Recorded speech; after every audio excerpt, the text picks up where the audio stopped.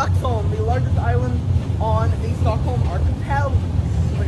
Now, why am I here on this boat in the Stockholm archipelago? Well, because I'm on my way to Torsvik to go ride the Lidingöbanan and Nockebybanan, Stockholm's two incredible, charming Interurbans.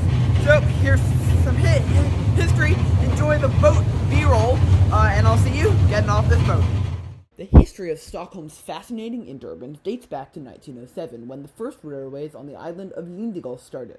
This line ran a short distance on the island's west side, connecting to a ferry across the strait to the neighborhood of Ropsten, beginning in 1909. In 1914, after an industrial plant was built on the south side of the island, a second line was built as an extension of the first, extending along the island's southern side, eventually reaching Gushaga by 1916. Around this time, planning for a tram line in the neighborhood of Nockeby, on the other side of Stockholm, had just completed, and trams from Stockholm's city network were expanded onto this line, first opening in 1914. Over the next decade, this line was extended through suburban areas of Bromma and Nockeby, eventually reaching the terminus in Nockeby in 1929. Also in the 1920s, back on the Lidingöbanan, this line was finally connected directly to Stockholm's tram network, with a bridge opening to Ropsten in 1926. This change also therefore meant that trams were now used on the Lidingöbanan, with trams running directly through to Stockholm's city centre. Over the next 3 decades, the two lines remained largely the same and quite similar to each other. Small suburban extensions of Stockholm's massive tram network. The first change to the status quo occurred in 1952, when the Nockebybanan's connection to central Stockholm was replaced with the new metro system's Green Line. However, this was a beneficial change, speeding up travel times and improving efficiency along the line. In 1967, however, as part of Sweden's switch from left-hand to right-hand drive, every single tram line in Stockholm closed, except for 2. The Nockebybanan, which had already been isolated for 15 years, was a clear choice to be kept, but as a vital link to the island of Lidingö, the Lidingöbanan was also kept and converted to right-hand running, along with a new metro connection to central Stockholm in the form of the Red Line. Despite all this, the Lidingöbanan remained an extremely rural line with significant single tracking and vintage rolling stock. In fact, not until 2009 was it even reclassified as a tram line, and not until an extensive modernization in 2013 to 15 were newer trams introduced. A similar modernization of the Nockebybanan in the mid-1990s led to increased services, though the line now uses hand-me-down trams from the T-Bana. So, now with that fascinating history out of the way, why are these trams so cool and so interesting and so fascinating? Well, keep watching to find out. Alrighty, welcome on board the Lidingöbanan. The very first thing I'm noticing is that this is a very nice, modern tram. The second thing I'm noticing, they're foamer windows. I don't want to disturb the driver, so I'm going to use the rear ones. But, yeah, we're currently here at Gushaga, and we're going to ride almost the full line on this first run down to Torsvik. So, yeah. Oh, a dog. Alright, cool. It's time for the foamer window. Oh, also, cool, like, stop button just for these seats. Cool. Alrighty, I'll see you as we leave Gushaga. Alright, the foamer window isn't actually that good. This is Gushaga. So the SH is just a sound. Interesting. That I was seeing from the boat a lot. I'm not sure entirely what it is. But yeah, alright, let's talk about why this and the Nockebybanan are very cool. It's because these two lines are not only interurban lines, but they are last mile trams, which I just absolutely love. So this ends at Ropsten T-Bana Station on the red line. The Nockebybanan ends at Alvik T-Bana Station on the green line, and they serve as these last mile connections to suburban communities. In this case, the island of Lidingö. In the case of the Nockebybanan, the neighborhood of Nockeby. And I just find that really, really fascinating and really, really cool. And I think that it's great that these exist. And I'll talk about why the only remaining trams in Stockholm are these two, which are weird Interurbans, and the touristy one. But you'll have to wait until the Nockebybanan segment for me to talk about that. So you can see here we're running through pretty rural areas. And I guess I'll just film the line. So how is Kappala Shibola?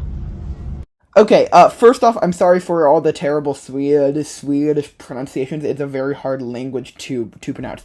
Secondly, the K sometimes makes an SH sound, which I only realized after filming this. But like the city that's spelled Norrköping is pronounced Norrköping.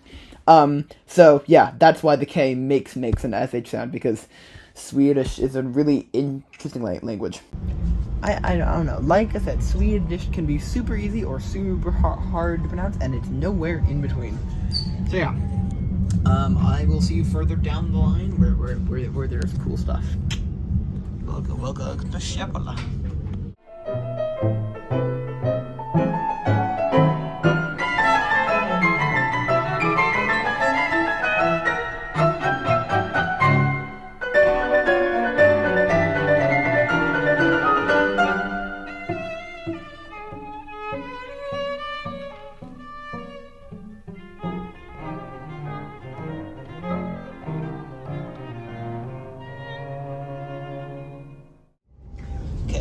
So we're at Torsvik. I fully intended to spend 12 minutes here, but it turns out I read the schedule wrong. So we have 1 minute here. So quick review of Torsvik. Very cool station. There's a view of the bridge. There's a view of the bridge over here. You can see the bridge, and you can see the tram coming off the bridge. It's going to be in like a minute, so I need to tap again. Alright, so for some reason the clip randomly cut off there. We will be coming back to Torsvik, but since I read the schedule wrong, I was like, alright, well, I need to go to AGA now, and I did end up hopping on this tram over to AGA. AGA used to be a super important station on the line. It is still the home of the Blind Yard, but enough yapping, let's go explore AGA now. Okay, welcome to AGA. So cool. Basically, I've done a bit of research, and turns out I was not supposed to get on this tram back here. I was supposed to spend 20 minutes at AGA, at Torsvik. But AGA is very cool, so we're gonna spend 6 minutes here, then go back to Torsvik, and then spend 20 minutes there, and give it a full review. So, here goes the tram. I'm not going to film because I only have 6 minutes, and I have to show you all the cool things in 6 minutes. So, thing number one, you may notice, this looks like old buildings that have been reactivated and turned into, like, gentrification land. And yes, this is... I hesitate to call it TOD because this tram line has been around for, like, forever. But this is old industrial buildings that had been turned into... fancy stuff. Then the other thing is over here is the yard at AGA. And, okay, the tram is just sitting there. The yard at AGA is specifically interesting because, right, we can't go there. Because until these new trams came in, which are, of course, modern articulated trams, it used to be the old, not normal trams, but, like, they were 3-car or 2 or 3-car, just like rigid units, non-articulated. But the interesting thing was, what would often happen is that the crazy hill that at AGA and the gates closing. So I'm gonna go film quickly at AGA, where the yard was. They would bring an extra like trailer tram car out from the yard, out here, pull that in, and then attach it, and then a 2-car train would become a 3-car train, or a 1-car would become a 2-car. So this is the yard here now. Of course, you're not allowed to go in, but I can take a quick peek through the open gate. So you see one of the trams in there, and then yeah, it's very cool. So this is the yard at AGA. It feels like a bit of a safety issue to have the gate fully open, but I'm guessing that all this text in Swedish all means don't go in. Yeah. Still very, very cool to see. Alright, and there goes the gate. Alright, let's go over to the Ropsten-bound platform, which I genuinely don't know how to access. I assume you go around? You must, yeah. Yeah, so let's go over to the Ropsten-bound platform and get to the next train towards Ropsten. That train towards Nockeby is still just like, Jay, chill on there. Are we supposed to go down this path or down there? I'm not sure. I think down there. I'll go down there. Alright. Cool. I'll see you down on the platform to Ropsten.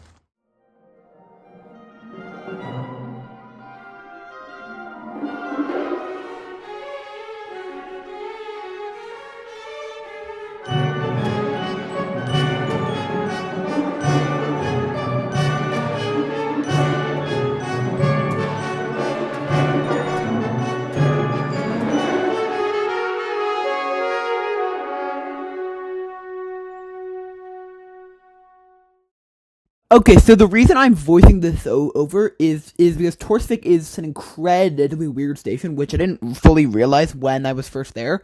If you look at it on satellite view, all you see is a station next to a path by the water and not much else. And to an extent that is true. However, there are also exits to the neighborhood above it on the cliff, albeit with some very steep paths and stairs to get up there. So after exploring those complex paths, I think I can confidently say that this is the weirdest station on the line, simply because of what it serves.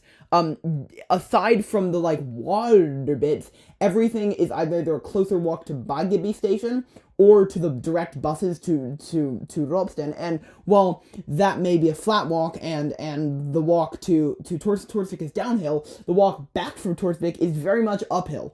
So it kind of begs the question, why does this station exist? However, it is also a really cool station, so I am not complaining. And anyway, with that, I hopped on the tram across the new build joint tram bike bridge to Ropsten station on the T-Bana, and then I got on the T-Bana, went through downtown Stockholm to Alvik, and now I'll see you at Alvik station to ride the Nockebybanan. It is... Okay. Hello, it's 3:59 p.m. We're approaching Alvik. The tram leaves at 4. I'm fully expecting to miss the tram. But actually, wait, can I make it? Maybe. I do see it there. If I make it, that'd be great. If I don't make it, then my backup plan is I'm going to take a Lime scooter from Alvik to Alléparken, which is one stop down the line. And we are pulling in now. And the tram is on the other side, so I don't think I'm going to make that. I'll run for it, but I don't think I'm going to make it. Actually, wait, is that even the tram? Or? Oh, no, that's the tram. 12 to Nockeby. Alright, I'll run, but I don't think it's likely. Let's see. Can I make it? Yeah, I think so. Made it. Alright, I guess no Lime scootering. Ooh, it's a different type of tram with, all transverse seating. No, not transverse. It's like sorry. It's much more like commuter oriented, and they have foamer seats. Nice. All right. We're just going one stop, and I'll see you at Alléparken.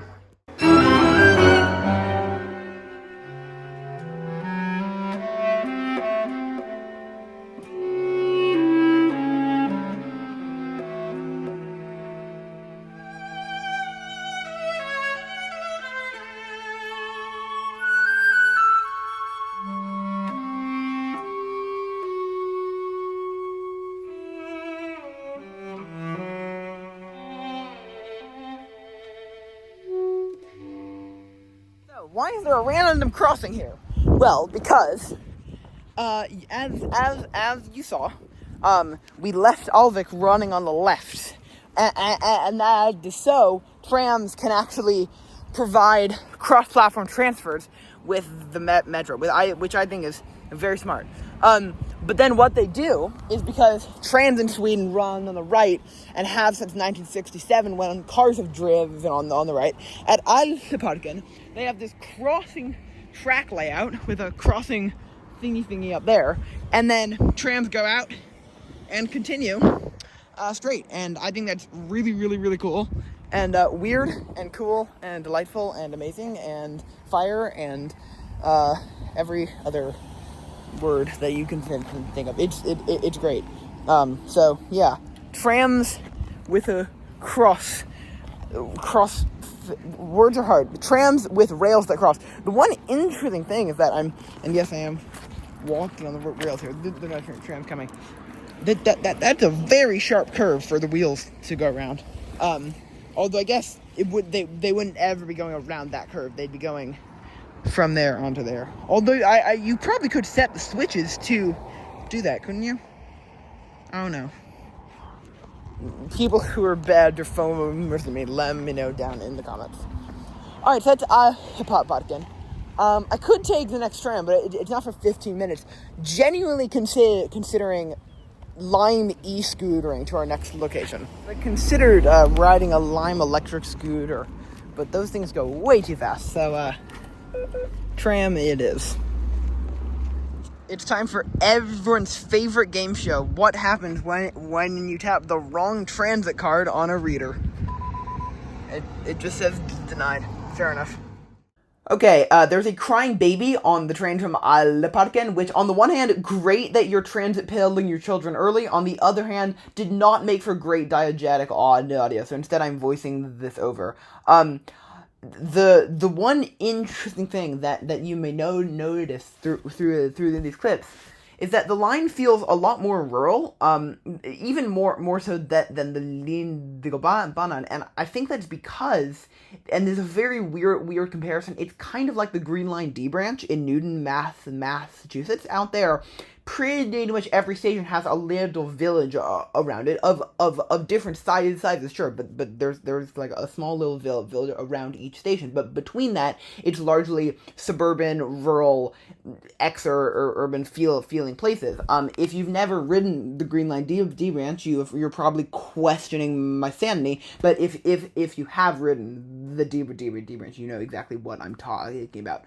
So yeah, with that, I'll see you at Höglandstorget, where we'll walk to go foam trains. Well, this is where we came to. It is a foot crossing. And actually, this is a really great foaming spot in both directions, unlike the one on the Roslagsbanan, which was only good in one. So, fine, let's film some trains at the foot crossing here in this little charming park.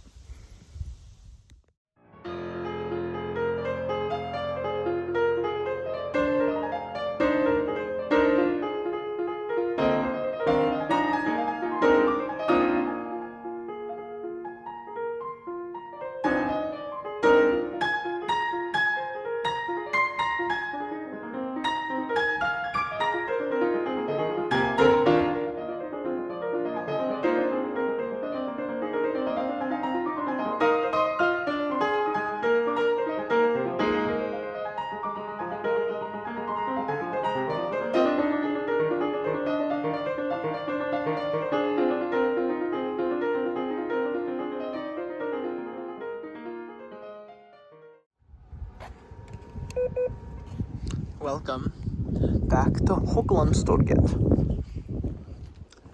This line is very charming. I mean, I would even argue maybe slightly more charming than the Lidingöbanan. I like it. SL card. Anyway, the tram is in about 5 minutes. We're gonna head out to the terminus at Nockeby. The tracks are a hissin'. That means the train is a comin'.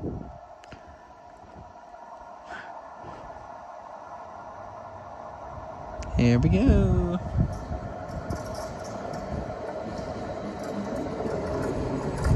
It is too hot on these trams. Alright, well, we're leaving Höglandstorget, and I'll film as we head out towards Nockeby, which is the terminus of the line, hence why it's called the Nockebybanan. Alrighty, see you at Nockeby.